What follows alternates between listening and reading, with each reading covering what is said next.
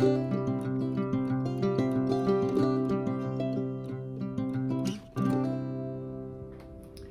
friends, welcome to the Share Report. If you're new here, thank you so much for being here. Be sure to hit that subscribe button, and for those who are returning, thank you so much for being here. As you know, those who are returning, this channel is all about educating ourselves, knowing what we're up against, being active citizens, and that's definitely what this video is all about today. Educating ourselves, knowing what we're up against, because there's actually an amendment coming up on the November 2024 ballot here in the state of Florida that is written to be very deceitful, and a lot of people do not know the verbiage that's in the legislation is not pro their freedom, but actually for big corporations, big money, all the things. And it's just a lot of the narratives that's preached to us are actually false. So I wanted to share this with you, and it's all about the Amendment 3, which is all about marijuana.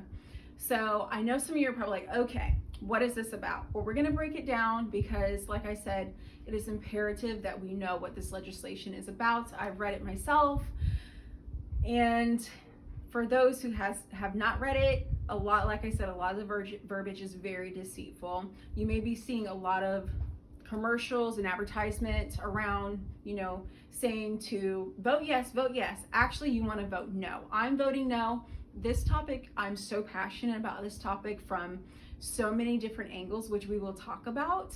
But one of them being is, you will see signage popping up at a lot of cannabis marijuana places that says vote yes on number 3, the marijuana. It is so terrible for us to even vote yes on that. The answer for me is absolutely across the board no. And let me break it down to you. So a lot of people are like, why don't you want to vote yes on that? It's freedom. We can do anything that we want to do. No, that is not correct.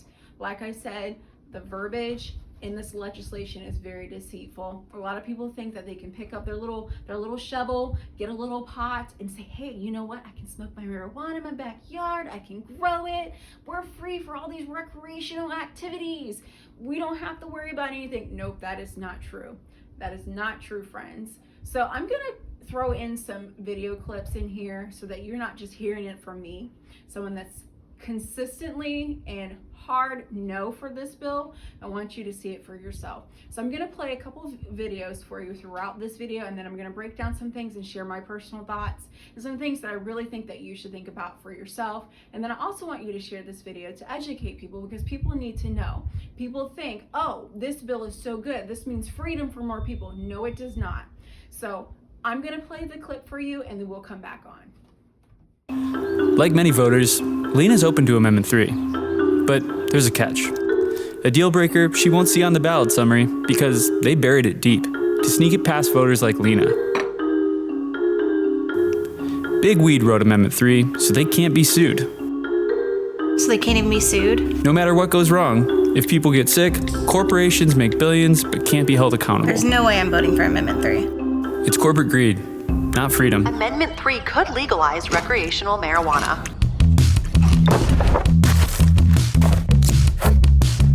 What do you think you're doing? I'm getting ready to grow my weed. Amendment 3 is on the ballot, and oh my God, who are you? I'm Big Weed. Actually, we wrote Amendment 3, so we're the only ones that can grow it. So I can't grow. Not even one plant. So Amendment 3 is not about freedom. I vote no. Big Weed, baby. We control everything. So as you can see, it's not about freedom. It's all about corporate greed. And also in the first clipping that I show you, how they wrote that they're not liable if someone should be harmed, sick, or anything of that sort. Does that sound familiar?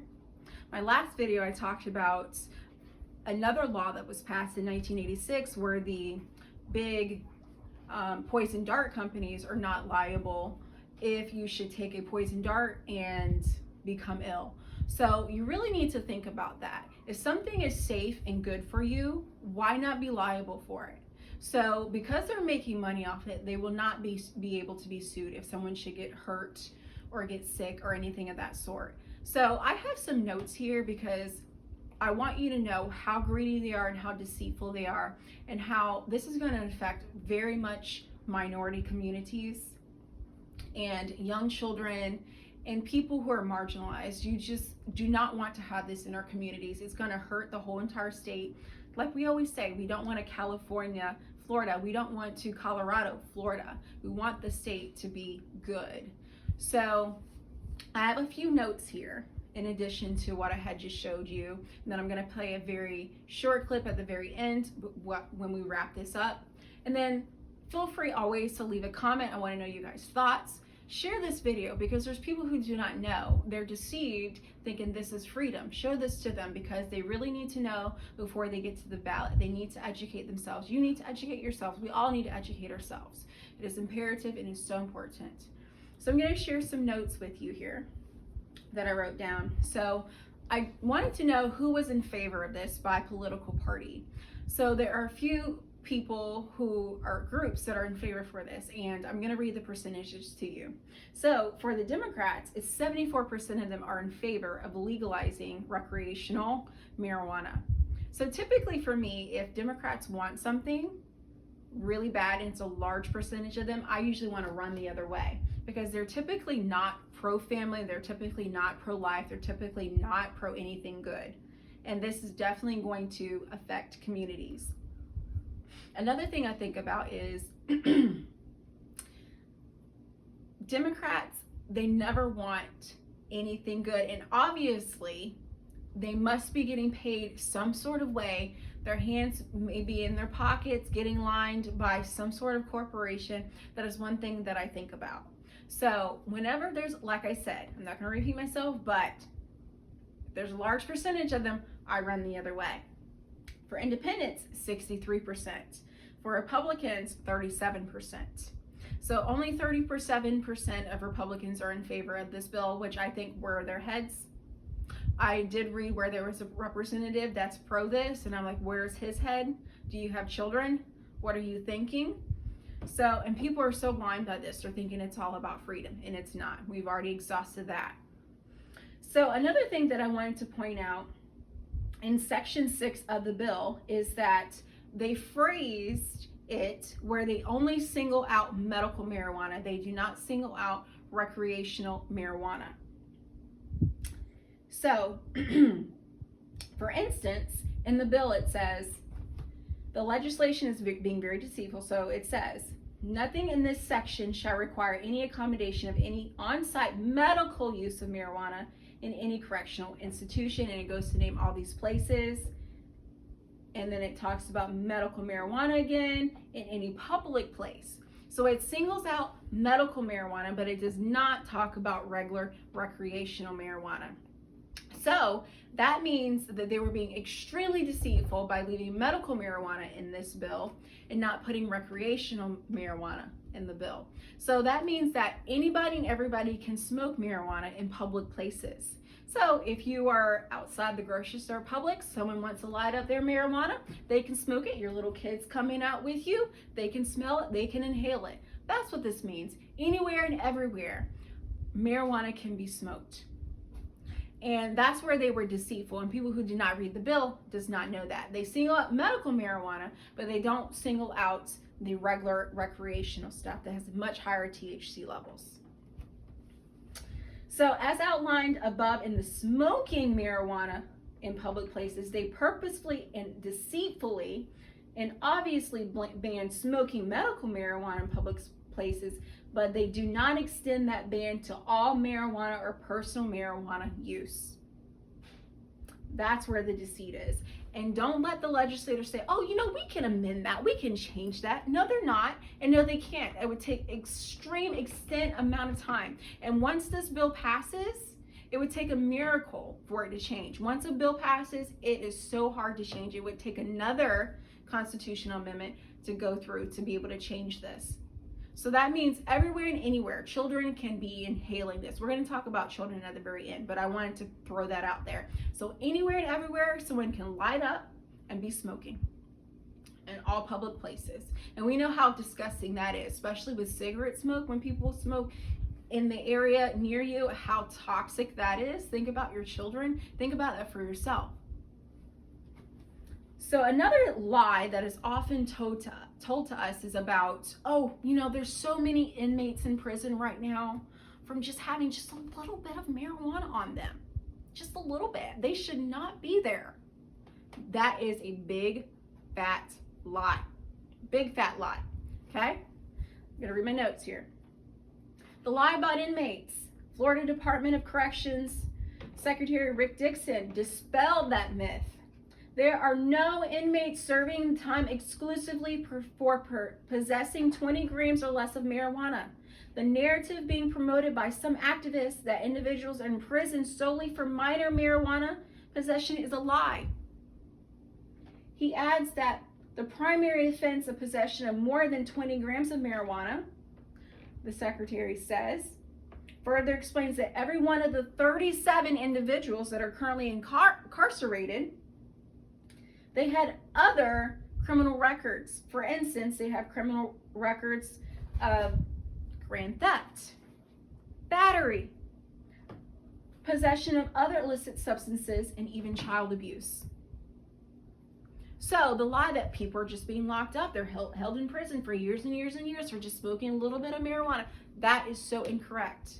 Don't believe that lie, friends. Do not believe that lie. These people who are in there had other things that they're locked up for, including child abuse. Now let's go into the children portion of this. There are so many of us who are pro-life. I know a lot of you who are watching this are pro-life. And they're like, you know, abortion is bad. That's going to be the number 4th amendment that we're voting no on. Abortion is bad. People are like, oh, the little babies. Yes, that is terrible. Terminating children is terrible. But what about the children that are living now? What about the children that are going to be exposed to marijuana in the streets now, that are living now? What about them? We're so focused on babies in the womb, but we don't even think about once they're outside of the womb, what are they going to be exposed to? And like I had mentioned, this is heavily going to be affecting minority communities because a large percentage of Black people are for this. A large percentage of them for this. There's other communities. I don't want to break down those stats at this time. You can read that on your own. I'll probably link some of that in the caption for you. But this is going to be readily available in the streets. And like I said, in marginalized communities, including minorities. So I need you to think about that. Another thing about the children portion is that, I'm going to read my notes. Florida Poison Control Centers have already seen 2 spikes in the number of calls about children being exposed to THC. Academic researchers dove into the data on hospital visits and calls to poison control health hotlines. All of them came to similar conclusions: a link between the legalization of recreational marijuana and the ingestion of marijuana by younger children. So for those of us who are pro-life, you really need to think about the life of children that are here now, how they're going to be exposed to that. How the height of poison control here in Florida was heightened after the legalization of medical marijuana. How much more will it be for recreational? So those are my notes. Those are my thoughts. I highly, highly, highly, with all of my heart, will tell you, vote no on this. It is not good at all. Not good. And think about the people who are on the road driving. There's already so much traffic now, so many accidents now. Add the layer of people driving under the influence of recreational marijuana. I had a police officer, actually a retired sheriff, say, oh, keep your eye on the road now. If this gets passed, keep your eye on the road now. You think there's accidents now. So see the truth through this, friends. It's so deceitful. It's not what you think. Big corporations are lining their pockets. You're not going to be free just to grow your little pots of stuff in the backyard and smoke it in your backyard. No, it's not. It is definitely not going to be like that. And if you should buy it from these corporations, the stuff that you want to smoke, they're not liable if something should happen to you. So I'm going to play this last clipping for you. Be sure to like, share, subscribe, share this video with others, let other people know. Like I said, educate people, educate yourself, know what you're up against. It is so imperative. Thank you so much for being here, and I'll see you in the next video. Thanks so much. Corporations don't do things out of the goodness of their heart. They do things to make money. And that's exactly why they wrote Amendment 3. Marijuana megacorporations spent $60 million putting Amendment 3 on your ballot. Why? It entrenches their monopoly, bans homegrown pot, and gives special licenses to select corporations. They wrote it, they rigged it, and they're hoping you fall for it. Amendment 3 isn't the marijuana amendment, it's the monopoly amendment.